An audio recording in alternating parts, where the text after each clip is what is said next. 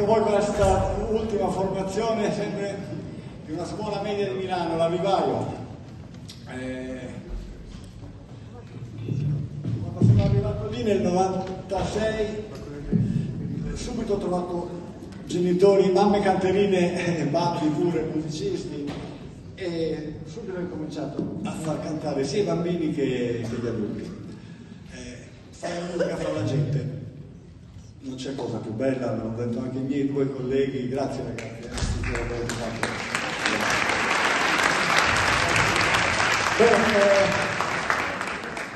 noi facciamo un repertorio leggero, tutto di musica pop, rock, ascolterete. Il primo appunto è, prego Alessia. Dunque, la prima canzone che canteremo stasera è famosissima, si intitola Let's Dance di David Bowie.